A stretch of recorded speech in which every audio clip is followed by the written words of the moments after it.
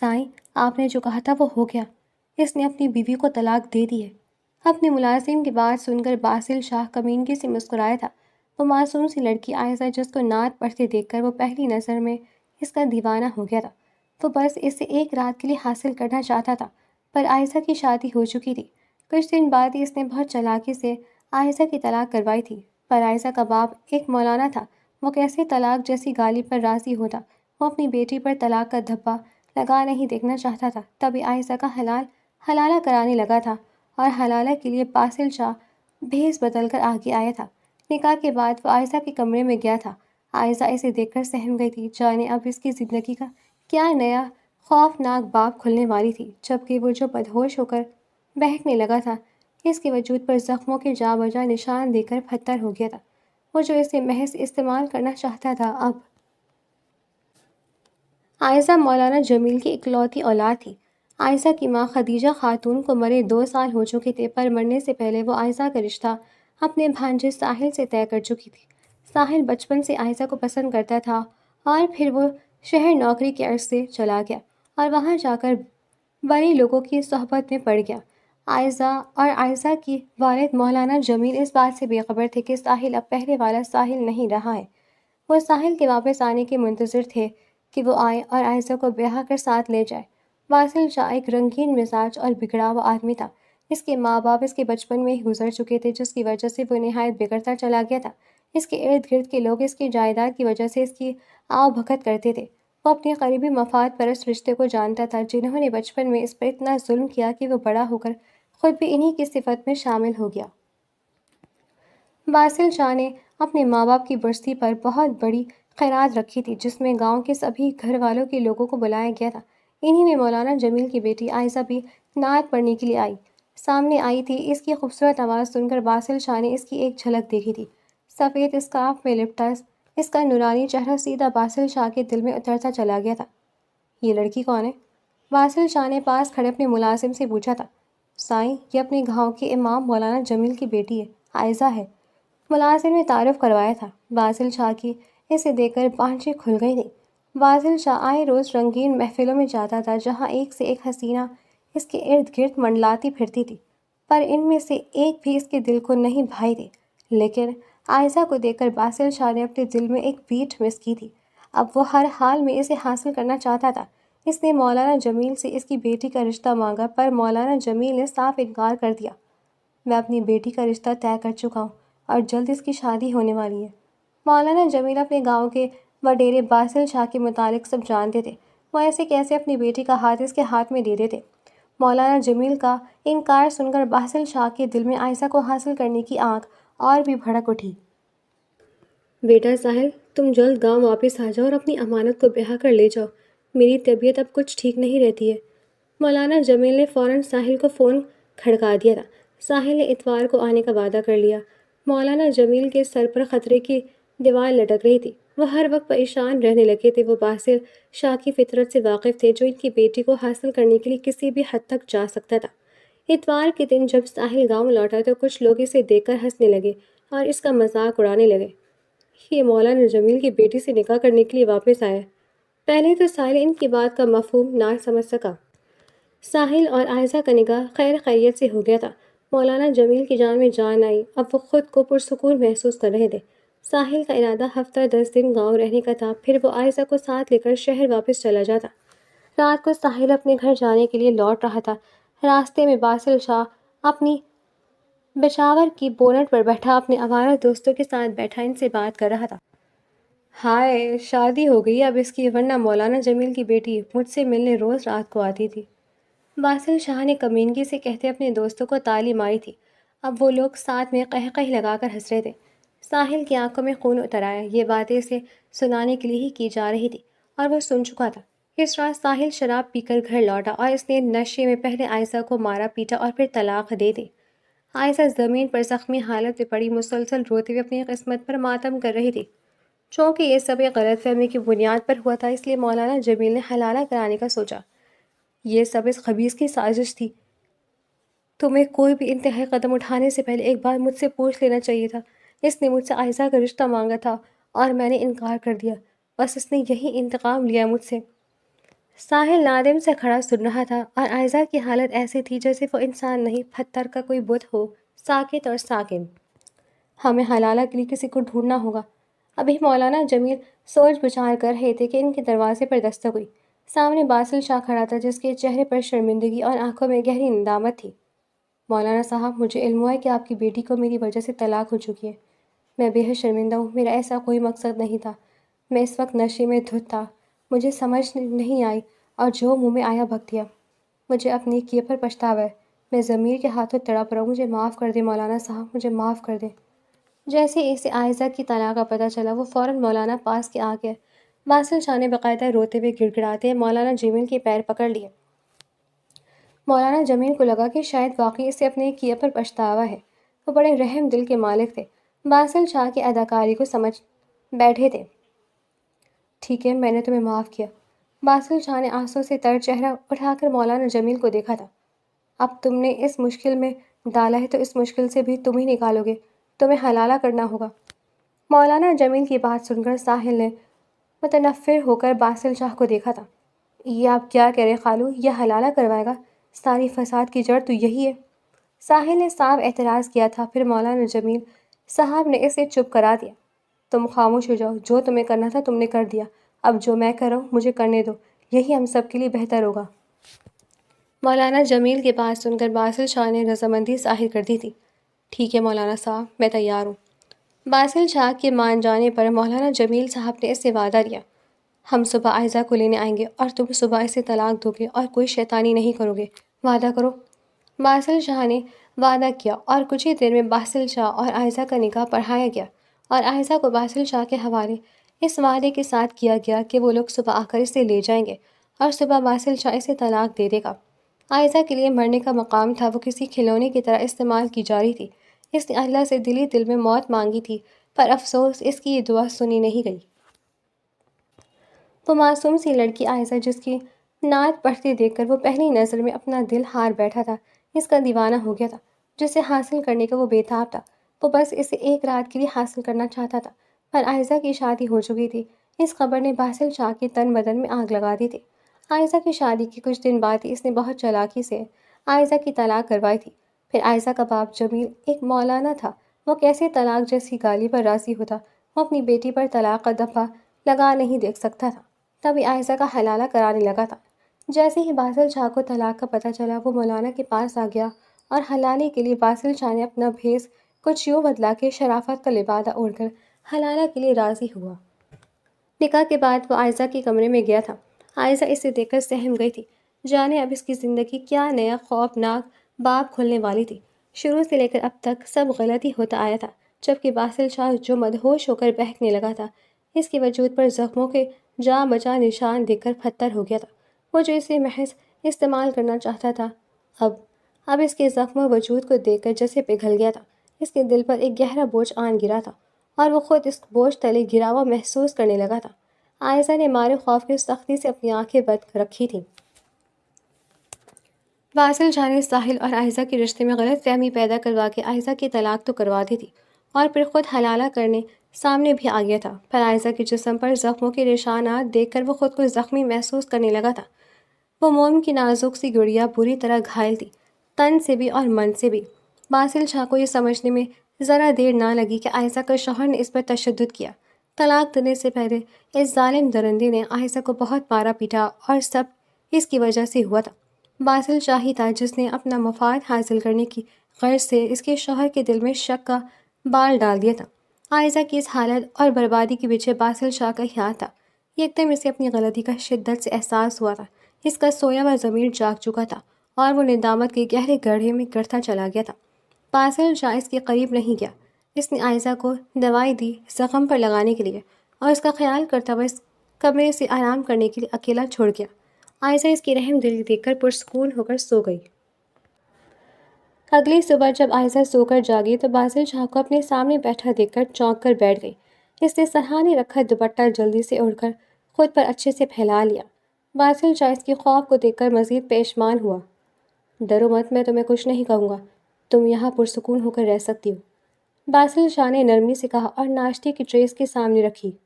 Fresh ہو کر ناشتہ کر لو۔ عائزہ خاموشی سے بس سامنے بیٹھے باسل شاہ کو تحریر بھری نگاہوں سے گھور رہی تھی۔ باسل شاہ نے بہتر سمجھا کہ اسے اکیلا چھوڑ دے۔ وہ اٹھ کر کھڑا ہوا اور کمرے سے باہر چلا گیا۔ اس کے جاتی عائزہ فریش ہوئی اور ناشتہ کرنے لگی۔ وہ 2 دن سے بھوکی پیاسی تھی، خود پر بیتی آفتات کی وجہ سے وہ کچھ کھا بھی نہیں پا رہی تھی۔ صبح دروازے پر دستک ہوئی۔ باسل شاہ جانتا تھا کہ اب آگے کیا ہونے والا ہے، اس نے خود کو پہلے ہی ساری صورتحال کے لیے تیار کر رکھا تھا۔ باسل شاہ کے کہنے پر مولانا جمیل اور ساحل کو باسل شاہ کے ملازم نے بیٹھک میں بٹھایا تھا۔ باسل شاہ جیسے ہی بیٹھک میں داخل ہوا، مولانا جمیل اور ساحل دونوں اسے دیکھ کر اٹھ کھڑے ہوئے تھے۔ امید ہے باسل شاہ کہ تمہیں تمہارا وعدہ یاد ہوگا۔ میری بیٹی عائزہ کو بلاؤ، اب وقت آ گیا کہ تم اپنی غلطی کا مداوع کرو۔ مولانا جمیل نے تحمل سے بات کا آغاز کیا تھا۔ باسل شاہ زخمی سا مسکرایا اور خاموشی سے اندر کی طرف بڑھا۔ چند لمحوں بعد جب وہ دوبارہ بیٹھک میں داخل ہوا تو اب کی بار عائزہ بھی اس کے ہمراہ اندر داخل ہوئی تھی۔ عائزہ کو صحیح سلامت آتا دیکھ کر مولانا جمیل نے سکون کی سانس لی تھی۔ جی مولانا صاحب، میں باسل شاہ اپنے پورو ہوش و آواز میں اس بات کا اعلان کرتا ہوں کہ میں اپنی بیوی عائزہ جمیل کو حلالہ کی خاطر۔ باسل شاہ نے لمحہ بھر کا وقفہ دیا۔ مولانا جمیل اور ساحل دم سادھے سن رہے تھے اور عائزہ خالی نگاہوں سے باسل شاہ کو دیکھ رہی تھی۔ اسے کسی کا ساتھ نہیں چاہیے تھا، نہ ہی باسل کا اور نہ ہی ساحل کا، پر افسوس کہ اس کے دل کی مرضی کا کون احترام کرتا۔ باسل شاہ نے ایک لمحے کے لیے برابر میں کھڑی عائزہ کو دیکھا اور پھر سے کہا، میں حلالہ کی خاطر اپنی بیوی عائزہ کو طلاق نہیں دوں گا۔ باسل شاہ کے دو ٹوک جواب پر مولانا جمیل صاحب اور ساحل ہکا بکا رہ گئے تھے۔ تم نے وعدہ کیا تھا باسل شاہ، اب اپنے وعدے سے مکر رہے ہو؟ ساحل جارحانہ انداز میں آگے بڑھا اور باسل شاہ کے گریبان میں ہاتھ ڈالا۔ باسل شاہ کی آنکھوں میں خون اتر آیا۔ اس نے جھٹکے سے اپنا گریبان ساحل کے ہاتھوں سے چھڑایا اور اسے دور پھینک دیا۔ ساحل اب زمین بوس ہوا باسل شاہ کو نفرت سے گھس رہا تھا۔ مجھے میرا وعدہ اچھے سے یاد ہے، تم اپنی حد میں رہو، دوبارہ یہ جرت کی تو زندہ واپس نہیں جاؤ گے۔ میں تمہارے جیسے درندے کے لیے عائشہ جیسی لڑکی کو طلاق نہیں دے سکتا ہوں، اور کسی میں اتنی جرت نہیں کہ وہ مجھے میرے فیصلے سے پیچھے ہٹا سکے۔ آخر میں باسل شاہ نے ایک طائرانہ نگاہ مولانا جمیل اور ساحل پر ڈالی تھی۔ عائشہ، تم میرے نکاح میں ہو اور یہاں میرے سوا کسی کے حقوق تم پر فرض نہیں ہوتے، اس لیے جاؤ اپنے کمرے میں۔ باسل شاہ نے اب پلٹ کر عائشہ کو حکم دیا تھا۔ وہ باسل شاہ کا غصہ دیکھ کر فوراً اندر چلی گئی۔ مولانا جمیل صاحب خاموش تماشائی بنے ہوئے تھے۔ ان کا نظریہ اور تجربات انہیں بہت کچھ سمجھا رہے تھے۔ وہ خاموشی سے واپس پلٹ گئے اور ساحل کو باسل شاہ کے ملازموں نے بازو سے پکڑ کر دھکے دے کر گھر سے باہر نکالا تھا۔ باسل شاہ نے جھٹکے سے کمرے کا دروازہ کھولا تو بیڈ پر بیٹھی عائشہ سہم کر سکڑ کے بیٹھ گئی۔ باسل شاہ نے اس کے پاس قدم بڑھایا اور اس کے سامنے بیٹھ گیا۔ عائشہ کی جھکی نظریں اپنے پیروں پر جمی تھیں۔ عائشہ، میں تمہیں کسی زبردستی کے رشتے میں قائم نہیں رکھنا چاہتا۔ مجھے احساس ہے میری ضد نے تمہاری پوری زندگی تباہ کر دی ہے۔ میں اپنے ایک کیے پر سچ مچ نادم ہوں اور ازالہ کرنا چاہتا ہوں۔ اگر میں تمہیں ابھی طلاق دے دیتا تو مولانا جمیل صاحب تمہیں پھر اس درندے کے حوالے کر دیتے۔ باسل شاہ نے وضاحت کی تھی۔ عائشہ تلخی سے مسکرائی، میرے لیے تو آپ دونوں ہی درندے ثابت ہوئے، ایک نے جسم پر زخم دیا اور دوسرے نے روح پر۔ عائشہ کی بات سن کر باسل شاہ نے سرد آہ بھری، چلو تم نے کچھ تو کہا، ورنہ میری تو حسرت رہ جاتی کہ اپنے لیے تمہارے منہ سے کچھ سنوں۔ باسل شاہ کی بات سن کر عائشہ نے منہ پھیر لیا۔ باسل شاہ اس کی اس ادا پر بھی فدا ہو گیا تھا۔ میں چاہتا ہوں تم اپنے لیے کوئی بہتر فیصلہ کرو جس میں تمہاری اور تمہارے دل کی مرضی شامل ہو۔ تم کہو کہ تو میں تمہیں ابھی آزاد کر دوں گا، جیسے تم کہو میں ویسے ہی کروں گا۔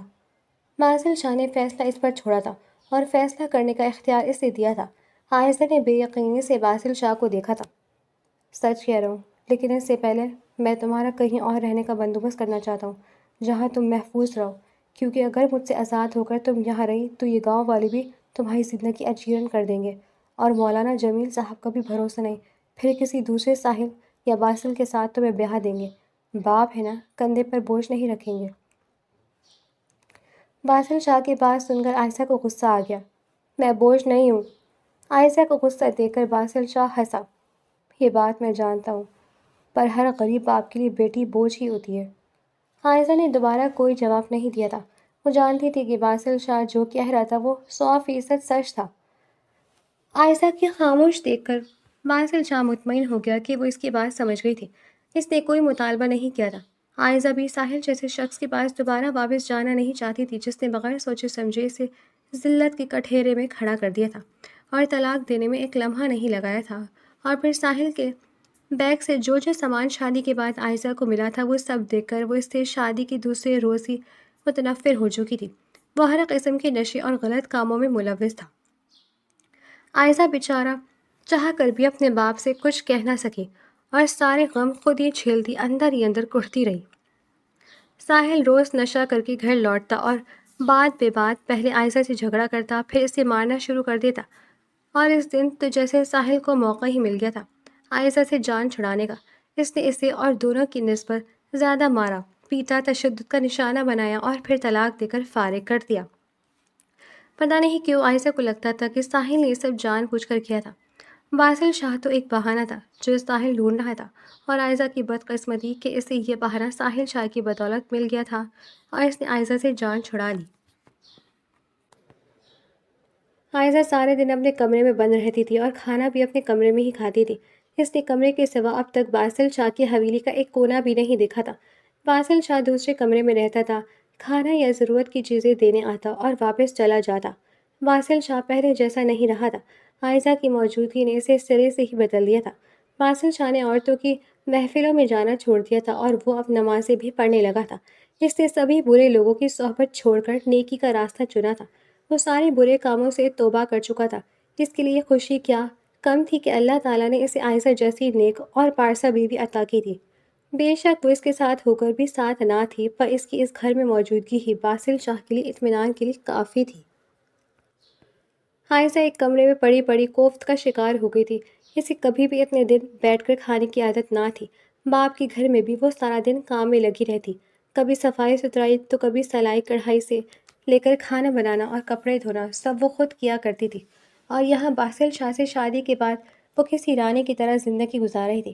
اچھے سے اچھا کھانے کو ملتا اور ایک سے ایک کپڑے باسل شاہ نے اسے لا کر دیے تھے۔ عائشہ کی صحت اور رنگ روپ یہاں آ کر اور زیادہ کھل گیا تھا، پر سارا دن بیٹھ کر گزارنا اس کی فطرت میں نہ تھا۔ اپنی فطرت سے مجبور ہو کر بالآخر وہ ایک دن کمرے سے باہر نکل گئی اور گھر کا ایک ایک کونا دیکھنے لگی۔ وہ ایک شاندار طرز پر تعمیر قدیم زمانے کی حویلی تھی۔ اس نے دیکھا کہ وہاں نوکروں کی ایک لمبی تعداد تھی، پر وہ سب نوکر صاف صفائی اور کھانے سے لے کر سبھی کاموں میں ڈنڈی مار رہے تھے، چونکہ ان کے سر پر کھڑا ہو کر کام کرنے والا کوئی نہیں تھا۔ باسل شاہ اپنی ہی زندگی، باہر کے مسئلے اور کاموں میں مصروف رہتا تھا، اس لیے سبھی ملازمین اپنی مرضی سے اس گھر کو چلا رہے تھے۔ گھر میں کیا آ رہا ہے، کتنا ضیاع ہو رہا ہے، اس کا حساب رکھنے والا کوئی نہ تھا۔ باسل شاہ نے ملازمین کو ہر چیز میں کھلی چھوٹ دے رکھی تھی۔ عائشہ کو اندازہ ہوا تھا کہ اگر وہ بہت برا تھا تو اپنے ملازموں کے لیے بہت اچھا بھی تھا۔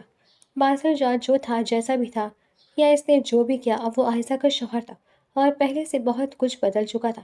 باسل شاہ دن رات محنت کر رہا تھا اور اب اس کی یہ محنت عائشہ ضائع جانے نہیں دے سکتی تھی۔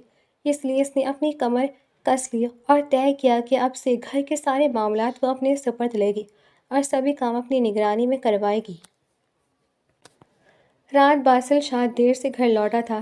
اس نے دیکھا کہ آج گھر کی ہر چیز بدلی اور نکھری ہوئی تھی۔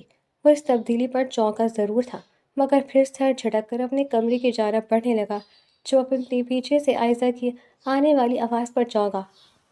کھانا نہیں کھاؤ گے آپ؟ یہ باسل شاہ کے لیے حیرت کا دوسرا بڑا جھٹکا تھا۔ وہ ابھی اس حقیقت پر یقین ہی نہیں کرنا چاہتا تھا کہ یہ خواب تو نہیں۔ تبھی عائشہ نے پھر سے کہا، میں ٹیبل پر انتظار کر رہی ہوں، آ جائیں کھانا کھاتے ہیں۔ باسل شاہ نے اس بات میں سر ہلایا تھا، میں فریش ہو کر آتا ہوں۔ عائشہ کو اس گھر میں رہتے ہوئے 15 سے زیادہ دن ہو گئے تھے اور آج وہ اتنے دنوں کے بعد ساتھ میں بیٹھ کر کھانا کھا رہے تھے۔ یہ احساس ہی باسل شاہ کے لیے بہت خوبصورت تھا۔ آج تو کھانا بہت مزیدار بنا ہے، باسل شاہ نے قورمہ کھاتے ہوئے تعریف کی تھی۔ میں نے بنایا ہے، عائشہ نے سری سے جواب دیا۔ جب بھی میں کہوں کہ کھانا اور دنوں سے بہت مختلف ہے، اچھا بنا ہے۔ باسل شاہ نے مسکرا کر عائشہ کو دیکھا تھا، آج کتنی اپنی اپنی لگ رہی تھی وہ۔ اور دنوں بھی اچھا بنتے ہیں، آپ گھر میں کھانا کھاتے ہیں تو آپ کو پتہ ہوتا نا۔ عائشہ نے ہلکا سا طنز کیا۔ باسل شاہ کو حیرت کا تیسرا جھٹکا لگا تھا۔ وہ جو سمجھ رہا تھا کہ عائشہ اس کی ہر سرگرمی سے بے خبر تھی، وہ غلط سوچ رہا تھا، وہ تو اس پر اور اس کی ہر سرگرمی پر نظر رکھنے لگی تھی۔ سارا دن بور ہوتی رہتی ہو، سوچا گھر میں نظر رکھ لوں۔ عائشہ نے مان سے کہا تھا۔ باسل شاہ کو اس کی بات سن کر بے تحاشا خوشی ہوئی تھی۔ چلو اچھا ہے، تم نے مانا تو صحیح کہ تمہارا گھر ہے، اور ہاں، اگر روزانہ کھانا تم بناؤ گی تو ضرور کھاؤں گا۔ باسل شاہ کی فرمائش پر عائشہ چپ ہو گئی۔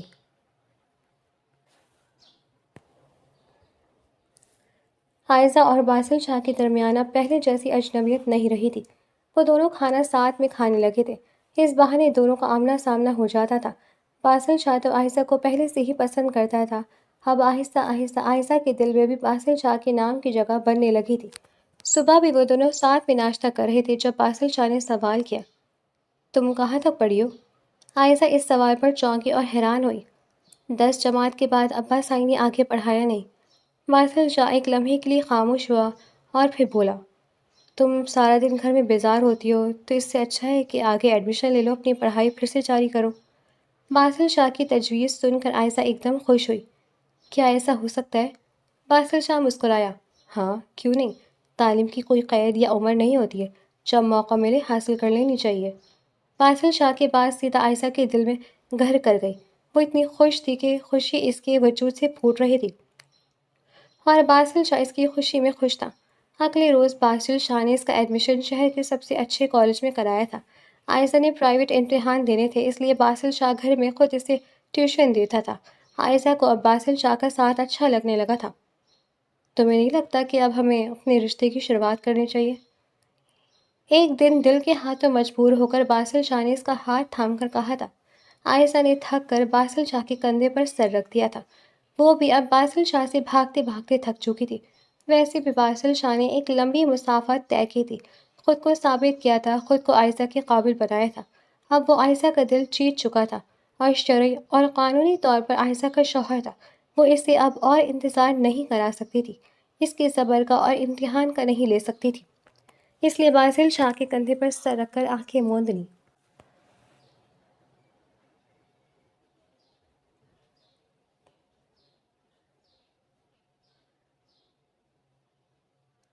باسل شاہ اور عائشہ اب ایک اچھی زندگی بسر کر رہے تھے، اچھی اور پرسکون زندگی جہاں خوشی، محبت اور دین کی روشنی تھی۔ باسل شاہ کو اپنی زمین کے حوالے سے شہر جانا پڑا۔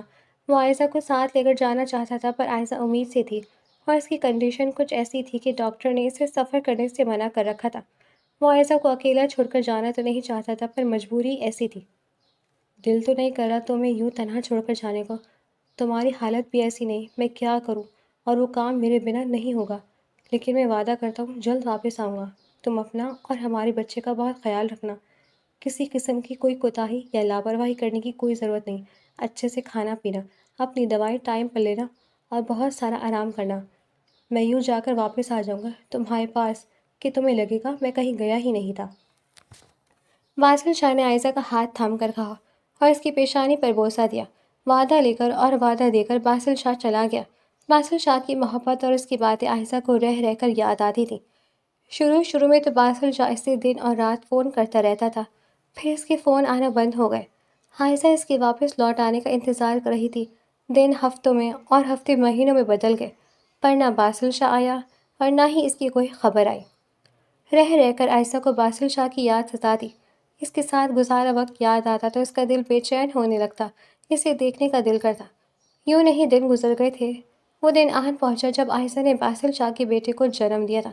وہ بہت خوبصورت اور تندرست بچہ تھا، اس کے نقوش ہو بہو باسل شاہ جیسے تھے۔ عائشہ نے اپنے بیٹے کو ڈھیروں پیار کیا اور سینے سے لگایا۔ کاش باسل شاہ آج آپ یہاں ہوتے تو کتنا خوش ہوتے، کاش یہ خوش ہم ساتھ دیکھ سکتے، کاش۔ آپ کہاں چلے گئے باسل؟ لوٹ آئے آپ، میں اس خوشی کا بوجھ اکیلے نہیں اٹھا سکوں گی۔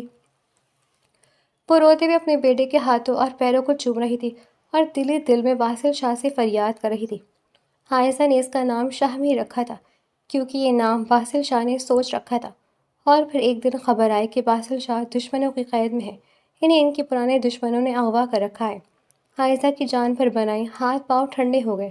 حویلی کے سبھی معاملات وہی سنبھال رہی تھی۔ اسے کچھ سمجھ نہیں آ رہا تھا کہ کیا کرے، کس سے مدد مانگے۔ پولیس کو رپورٹ کی، پولیس صرف تسلی ہی دی جاتی۔ عائشہ اور وقت ضائع نہیں کر سکتی تھی۔ وہ خود پولیس اسٹیشن پہنچ گئی۔ آپ لوگ اگر کچھ کر رہے ہیں تو باسل شاہ آج ہمارے ساتھ ہوتے۔ مجھے جھوٹی تسلی نہیں چاہیے، کام چاہیے، جو ہو نہیں رہا آپ سے۔ آہستہ اسپاٹ لہجے میں چلائی تھی۔ اس کا لہجہ اور اس کا انداز اور اعتماد دیکھ کر پاس کھڑا ASP غفار اس سے متاثر ہوا تھا۔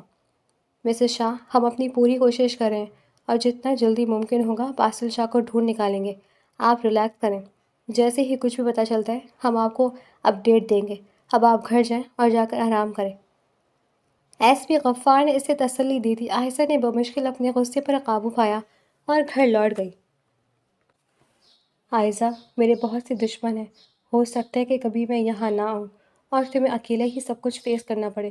سب سے پہلے تو تمہیں پینک نہیں کرنا ہے، دوسرا بہت ہمت اور بہادری سے ساری سچویشن کا سامنا کرنا ہے۔ تم مضبوط بنو گی تو ہمارے دشمن خود کمزور پڑ جائیں گے۔ تمہیں کسی بھی حال میں ہمت نہیں آنی ہے۔ اگر میں نہیں ہوں گا تو تم ہوگی۔ بہادر بننا ہے، ڈٹے رہنا ہے۔ عائزہ بیک گراؤنڈ سے ٹیک لگائے پیشوان سی آنکھیں موندے لیٹی تھی جب اسے باسل شاہ کی ماضی میں کہی بات یاد آئی تھی۔ دماغ کی گھنٹی بجی تھی اور جیسے سبھی الجھن گھٹتی سلجھنے لگی تھی۔ الیکشن کے دن قریب آ رہے تھے اور انہی دنوں میں باسل شاہ کا منظر عام سے غائب ہونا کوئی عام بات نہ تھی۔ یہ کسی کی سوچی سمجھی سازش تھی۔ کوئی موقع کی تلاش میں تھا اور موقع ملنے پر وہ اس موقع سے فائدہ اٹھا چکا تھا۔ عائزہ کو اب سمجھ آ گیا تھا کہ اسے کیا کرنا تھا اور کیسے کرنا تھا۔ وہ اٹھی، فریش ہو کر تیار ہوئی اور اس نے سارے گاؤں والوں کو پیغام بھیج کر اکٹھا کیا۔ آئسل باسل شاہ پر اعتماد سی گاؤں والوں کے سامنے کھڑی تھی۔ آپ لوگ سوچ رہے ہوں گے کہ میں نے آپ لوگوں کو یہاں کیوں اکٹھا کیا ہے۔ الیکشن قریب ہے اور چونکہ باسل شاہ یہاں نہیں ہے تو آپ لوگوں کو ان کی غیر موجودگی میں پریشان ہونے کی بالکل ضرورت نہیں ہے۔ اب ان کی جگہ میں الیکشن میں کھڑی ہوں گی۔ جس طرح باسل شاہ نے آپ لوگوں کے لیے اچھا سوچا ہے میں بھی سوچوں گی۔ مجھے امید ہے کہ آپ سب میرے ساتھ تعاون کریں گے۔ عائزہ کا اعتماد اور اس کی سوچ سمجھ باسل شاہ کی دی ہوئی تھی۔ گاؤں کے سبھی لوگوں نے اس کے فیصلے کا احترام کیا تھا اور اس کی ہمت کی داد دی تھی۔ مولانا جمیل صاحب اپنی بیٹی کو سبھی حالات کا بہادری سے مقابلہ کرتے دیکھ کر اس پر فخر کر رہے تھے۔ انہوں نے اس بات کا اعتراف کیا تھا کہ باسل شاہ ان کی بیٹی کے حق میں ساحل سے لاکھ گنا بہتر ثابت ہوا تھا۔ باسل شاہ کے دشمنوں تک جب یہ بات پہنچی کہ باسل شاہ کی بیوی اس کی جگہ چناؤ میں کھڑی ہو رہی ہے تو ان کے چھکے چھوٹ گئے۔ جس مقصد سے انہوں نے باسل شاہ کو اغوا کیا تھا وہ مقصد اب بھی پورا نہ ہوتا تو پھر کیا فائدہ اسے اغوا کرنے کا۔ باسل شاہ کی بیوی خود بہت چالاک سمجھتی ہے، وہ جتنا مرضی دماغ چلا لے ہم سے 2 قدم پیچھے ہی رہے گی۔ ہم باسل شاہ کی بیوی کو ایسا پھنسائیں گے کہ وہ الیکشن جیتنا تو دور الیکشن میں کھڑی ہونے سے بھی انکاری ہو جائے گی۔ تم لوگ ایسا کرو، باسل شاہ کو آزاد کر دو، پھر ایسے نہ کہ وہ الیکشن میں کھڑا ہو نہ ہی اس کی بیوی۔ باسل شاہ کے دشمن ارہم نے شاطرانہ انداز میں کہا اور ایک نیا منصوبہ بنایا تھا۔ SP غفار نے عائزہ کو فون کیا تھا۔ مسز شاہ، باسل شاہ کا پتہ لگ گیا ہے۔ ان کی حالت بہت تشویشناک ہے اور وہ ہاسپٹلائز ہیں۔ آپ جتنا جلدی ہو سکے ہاسپٹل پہنچیں، امیڈیٹلی۔ عائزہ سر پر دوڑ کر گھر سے باہر نکلی اور ڈرائیور کو گاڑی نکالنے کا حکم دیا۔ عائزہ کا بس نہیں چلتا کہ پنکھ لگا کر اپنے باسل شاہ کے پاس پہنچ جائے۔ ہسپتال پہنچ کر جب عائزہ نے اپنے باسل شاہ کو دیکھا اس کی حالت بہت نازک تھی۔ اسے بری طرح زخمی کر کے سڑک پر پھینکا گیا تھا۔ اس کے سینے پر گولی ماری گئی تھی اور اس کا کافی خون بہہ گیا تھا۔ ڈاکٹر بالکل نا امید تھے۔ انہوں نے جواب دے دیا کہ باسل شاہ کا بچنا بہت مشکل ہے، اب کوئی معجزہ ہی ہو سکتا ہے۔ آپ لوگ بس دعا کریں، باقی اللہ تعالیٰ کی مرضی ہے۔ باسل شاہ ICU میں ٹرانکولائزر کے زیر اثر بے خبر سو رہا تھا۔ سینے سے گولی تو نکالی جا چکی تھی اور اسے بلڈ بھی چڑھایا گیا تھا، پر باسل شاہ کو اب تک ہوش نہیں آیا تھا اور عائزہ اس کی حالت دیکھ کر بے بسی سے آنسو بہا رہی تھی۔ باسل شاہ کو تکلیف سے اپنے وجود پر محسوس ہو رہی تھی۔ باسل شاہ، ابھی تو تم نے اپنی بیٹی کی ایک جھلک بھی نہیں دیکھی تھی اور اس دنیا سے جانے کا ارادہ کر لیا۔ تم نے تو مجھ سے وعدہ کیا تھا کہ جلد لوٹ کر واپس آؤ گے، ایسے آئے ہو تم لوٹ کر واپس؟ تم ہی تو ہمارا سہارا تھے، تمہارے بنا سوچا کیسے جئیں گے ہم۔ میں کب سے اس دن کا انتظار کری تھی جب تم لوٹ آؤ گے ہمارے پاس، اور اب جب یہ انتظار اختتام کو پہنچا تو تم واپس کی راہ تیار ہو لیے۔ باسل شاہ کو گلاس ونڈو سے دیکھتے عائزہ نے سوال کیا تھا۔ باسل شاہ کو ہاسپٹل میں ایڈمٹ ہوئے 2 روز گزر گئے تھے۔ عائزہ بھوکی پیاسی باسل شاہ کے لیے سارا دن دعائیں کرتی، نہیں تھکتی تھی۔ اسے کھانے پینے کا بھی ہوش نہیں رہا تھا۔ اور پھر آخر کار باسل شاہ کو ہوش آ گیا تھا۔ عائزہ کی دعائیں قبول ہو گئی تھی۔ اس کا باسل شاہ موت کے منہ سے لوٹ آیا تھا۔ عائزہ کی خوشی کا کوئی ٹھکانہ نہ تھا۔ اس نے باسل شاہ کا صدقہ دیا اور اس کے ٹھیک ہونے کی خوشی میں سارے گاؤں والوں کو دعوت دی۔ خیرات کی ہر طرف خوشی کا سما تھا۔ پورے 10 ماہ بعد ان کا سائیں باسل شاہ لوٹ آیا تھا۔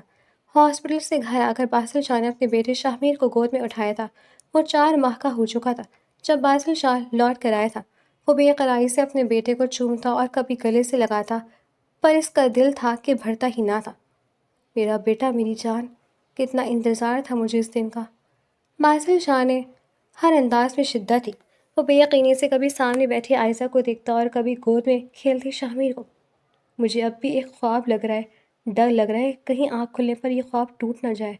یقین ہی نہیں آ رہا کہ میں تم لوگوں کے پاس لوٹ آیا ہوں، ورنہ میں نے تو امید ہی چھوڑ دی تھی کہ تم لوگوں کو دیکھ سکوں گا یا مل بھی سکوں گا۔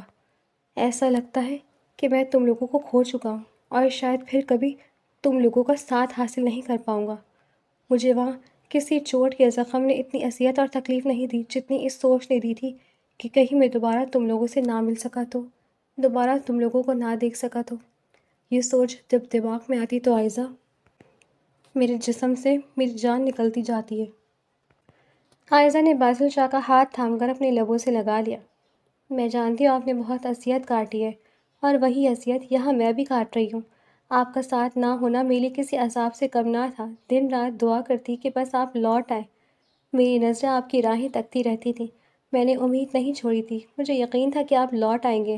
آپ مجھ سے وعدہ کر کے گئے تھے، وعدہ تو نبھانا تھا نا آپ نے۔ بہت انتظار کیا میں نے آپ کا، اور اس دن کا جب ہم ایسے ساتھ ہوں۔ اور دیکھیں، میری امیدوں کا دیا جلتا رہا، میں نے اسے بجھنے نہیں دیا۔ عائزہ نے خوشی سے باسل شاہ سے کہا تھا۔ باسل شاہ مسکرا رہا تھا۔ یہ تمہارا دعا ہی ہے جو آج ہم ساتھ ہیں، ورنہ ان ظالموں نے کوئی کسر نہیں چھوڑی تھی مجھے موت کی گھاٹ اتارنے میں۔ باسل شاہ نے عائزہ کو اپنے سینے سے لگا لیا اور عائزہ اپنے باسل شاہ میں سمیٹتی چلی گئی۔ اس کی بے قرار روح کو قرار آ گیا۔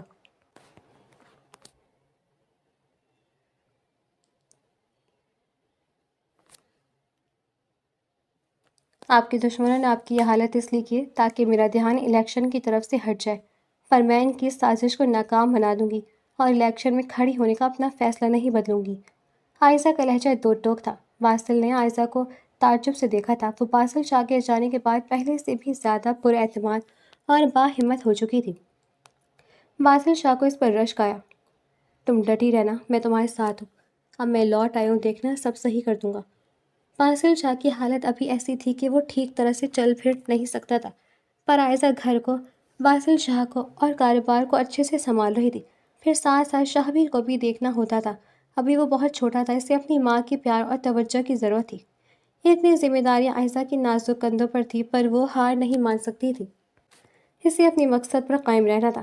اسے سب ذمہ داریوں کو نبھانے کے چکر میں عائزہ نے اپنا خیال رکھنا بالکل چھوڑ دیا تھا۔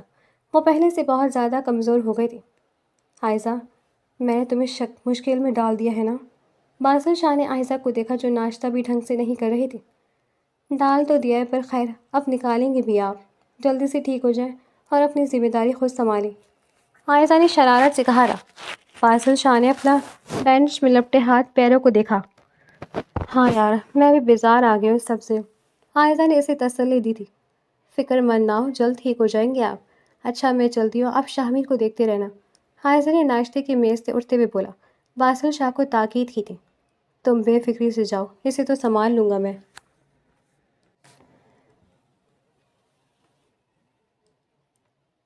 باسل شاہ کے ساتھ کی بدولت اور اپنی محنت اور لگن کے باعث عائزہ الیکشن میں کھڑی ہوئی تھی اور چناؤ جیت گئی تھی۔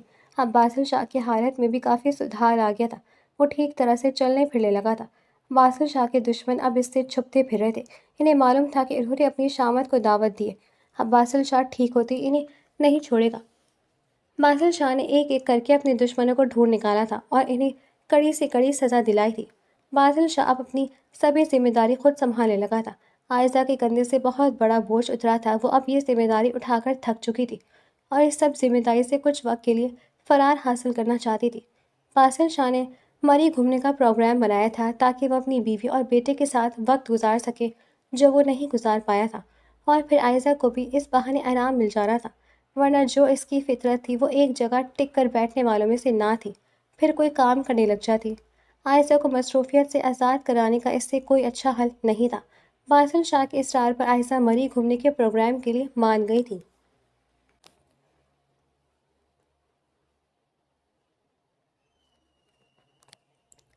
اگر جو میں لوٹ کر واپس نہ آتا تو تم کیا کرتی؟ باسل شاہ نے عجیب و غریب سوال کیا تھا۔ ایسے سوال تو نہ کریں۔ عائشہ زچ ہو گئی۔ ارے بتاؤ نا، میں جاننا چاہتا ہوں۔ باسل شاہ نے اصرار کیا۔ اگر آپ نہ آتے تو شاید میں مری جاتی۔ عائشہ روحان سی ہو گئی۔ باسل شاہ نے اسے اپنے ساتھ لگایا۔ پاگل ہو تم؟ اگر زندگی میں دوبارہ کبھی یہ صورتحال پیدا ہو تو تم میرا انتظار نہ کرنا، اپنی زندگی میں آگے بڑھ جانا، اپنے لیے بہتر فیصلہ کرنا۔ مجھے پتا تھا کہ تم میری منتظر ہوگی، مگر پھر بھی میں نے دعا کی تھی کہ تم میرے لیے اپنی قیمتی وقت کو برباد نہ کرو اور نہ ہی اپنی زندگی میں کچھ کرو ایسا، بلکہ آگے بڑھ جاؤ، اپنے لیے مجھ سے بہتر ساتھی کو تلاش کرو، کیونکہ تم بہت کچھ ڈیزرو کرتی ہو۔ باسل شاہ نے اپنے دل کا حال سنایا تھا۔ نہیں، مجھے آپ کے سوا کوئی دوسرا نہیں چاہیے۔ میرے لیے جو آپ ہے وہ کوئی دوسرا نہیں ہو سکتا۔ میں جانتی ہوں ہماری شادی ایک حادثاتی طور پر ہوئی تھی، پر وہ حادثہ مجھے عمر بھر کی خوشی دے جائے گا، اس کا علم نہیں تھا مجھے۔ میں آپ کے ساتھ خوش ہوں اور آپ کے سوا کسی دوسرے شخص کے ساتھ خوش نہیں رہ سکتی۔ عائشہ نے باسل شاہ کے سینے پر سر رکھ کر کہا تھا۔ باسل شاہ تمکنت سے مسکرا دیا تھا۔ اس نے کارٹ میں سوئے شاہمیر پر ایک نظر ڈالی اور خود کو دنیا کا سب سے خوش قسمت انسان محسوس کیا۔ اس کی جنت اس کے پاس تھی۔ ایسی خوشی اور ایسی زندگی کا باسل شاہ نے کبھی تصور بھی نہیں کیا تھا۔ پھر شکر تھا اس رب کا جس نے اسے اس سب سے نوازا جو اس نے مانگا تھا اور جو اس نے نہیں بھی مانگا تھا۔ باسل شاہ کو یقین ہو گیا کہ زندگی واقعی خوبصورت ہے۔ اگر آپ رب کے بتائے ہوئے راستے پر چلیں تو یہ جنت سے کم نہیں۔